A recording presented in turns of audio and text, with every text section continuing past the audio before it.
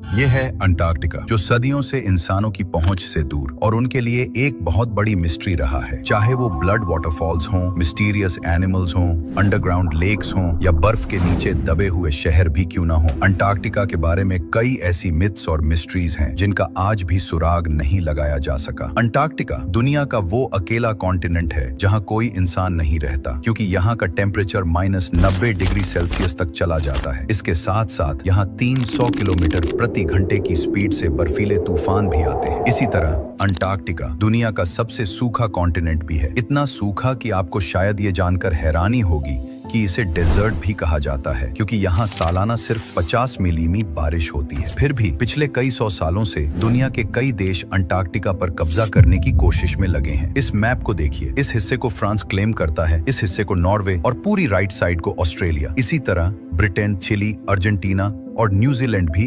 Antarctica के अलग अलग हिस्सों पर दावा करते हैं। लेकिन आखिर इसकी वजह क्या है? इस बर्फ की मोटी तह के नीचे आखिर ऐसा क्या छिपा है कि दुनिया की सुपर पावर इसका कंट्रोल लेना चाहती हैं? आज हम अंटार्कटिका की कुछ अनसुलझी मिस्ट्रीज को खोलने की कोशिश करेंगे। साथ ही ये भी जानेंगे कि अंटार्कटिका को असल में सबसे पहले किसने डिस्कवर किया था। और सबसे खास बात, हम ये भी देखेंगे कि इस बर्फ के नीचे कौन से रहस्य दबे हैं जिन्हें जानकर सुपर पावर इस कॉन्टिनेंट पर नजर गड़ाए हुए हैं। चलो गहराई से समझते हैं आज की इस वीडियो में।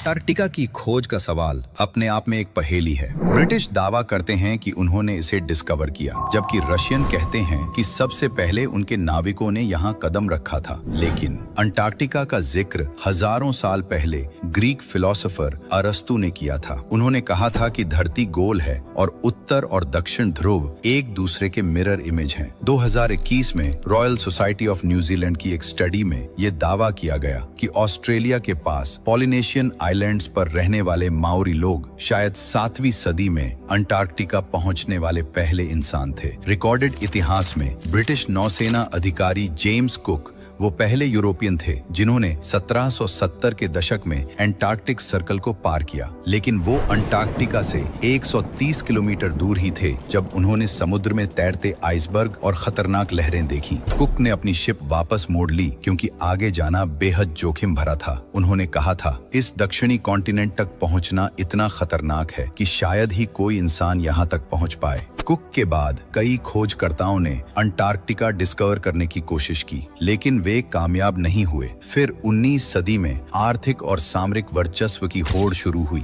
देश नए व्यापारिक मार्ग, संसाधन और औद्योगिक विकास के लिए नई जमीन तलाश रहे थे। हर देश 20वीं सदी में सुपर पावर बनना चाहता था। इस दौर में एक्सप्लोरेशन अपने चरम पर था। 1800 में रूसी साम्राज्य ने अपने खोजकर्ता फेबियन वॉन बेलिंग्सहाउजन को दुनिया भर में नए कॉन्टिनेंट्स और देशों की खोज का टास्क सौंपा। 1800 से 1900 में फेबियन ने जेम्स कुक की भविष्यवाणी को गलत साबित किया और दक्षिणी महासागर में पहुंचकर अंटार्कटिका को बहुत करीब से देखा। हालांकि उन्होंने वहां कदम नहीं रखा, लेकिन आधुनिक इतिहास में उन्हें अंटार्कटिका देखने वाला पहला इंसान माना जाता है। 1911 में ब्रिटिश खोजकर्ता रॉबर्ट फॉल्कन स्कॉट अपनी टीम के साथ अंटार्कटिका पर उतरे और करीब 400 मील तक आगे बढ़े। लेकिन खराब मौसम और भूख की वजह से उन्हें वापस लौटना पड़ा। ये वापसी का सफर बेहद खतरनाक साबित हुआ। स्कॉट और उनकी पूरी टीम भीषण सर्दी और बर्फीले तूफानों में फंस गई और सभी की मौत हो गई। प्रथम विश्व युद्ध के बाद कई देशों ने अंटार्कटिका पर दावेदारी के लिए अपनी टीमें भेजी। 1929 में हिटलर के आदेश पर जर्मन वायुसेना ने यहाँ नाजी झंडे गिराए ताकि इस क्षेत्र को नाजी जर्मनी के कब्जे में दिखाया जा सके। द्वितीय विश्व युद्ध के बाद कई देशों ने अंटार्कटिका में रिसर्च स्टेशन बनाए और यहीं से इस कॉन्टिनेंट की रहस्यमयी खोजें शुरू हुई।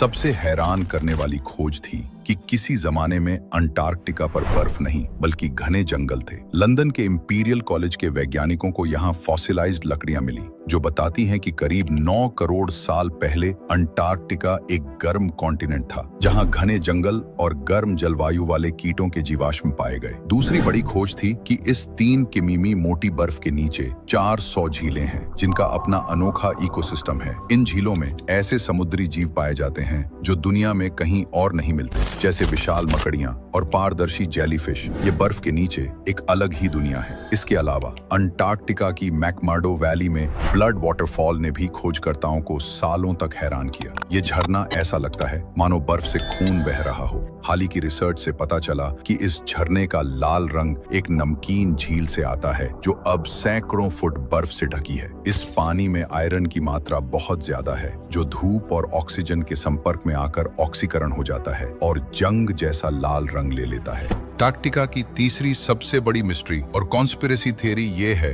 कि इस बर्फ के नीचे कोई प्राचीन सभ्यता दबी है। कुछ लोगों ने दावा किया कि यहाँ एलियन स्पेसशिप भी देखे गए हैं। 2016 में गूगल अर्थ पर अंटार्कटिका में कई असामान्य गतिविधियां रिकॉर्ड की गईं।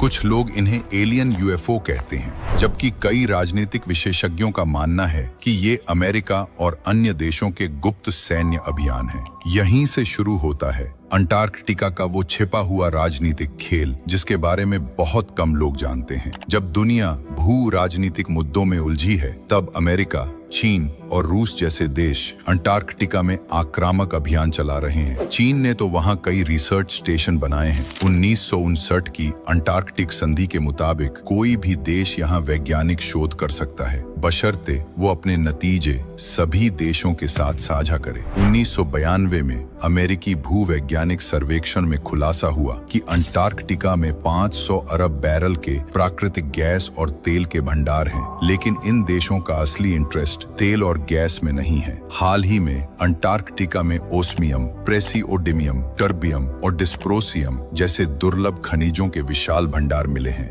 ये वो खनिज हैं जो इलेक्ट्रॉनिक उपकरणों, इलेक्ट्रिक कार्स और आयन बैटरियों में इस्तेमाल होते हैं। जैसे जैसे दुनिया का फोकस तेल से हटकर इन संसाधनों की ओर बढ़ रहा है, इनकी डिमांड आसमान छू रही है। यही दौड़ इन सुपर पावर को अंटार्कटिका की बर्फीली दुनिया में खींच लाई है। फ्यूचर को कंट्रोल करने की ये जंग अब अंटार्कटिका की बर्फ में लड़ी जा रही है। अंटार्कटिका की आखिरी मिस्ट्री है इसका दक्षिणी महासागर। दुनिया के सबसे खतरनाक समुद्रों में इसका नाम शुमार है। ये महासागर दुनिया के जलवायु और पानी की सप्लाई को नियंत्रित करता है, क्योंकि ये अटलांटिक और पैसिफिक महासागरों से जुड़ा है। वैज्ञानिकों के मुताबिक ये दुनिया का 15% कार्बन उत्सर्जन सोख लेता है। ग्लोबल वार्मिंग के साथ इसकी अहमियत बढ़ रही है, क्योंकि पिघलती बर्फ नए खजाने और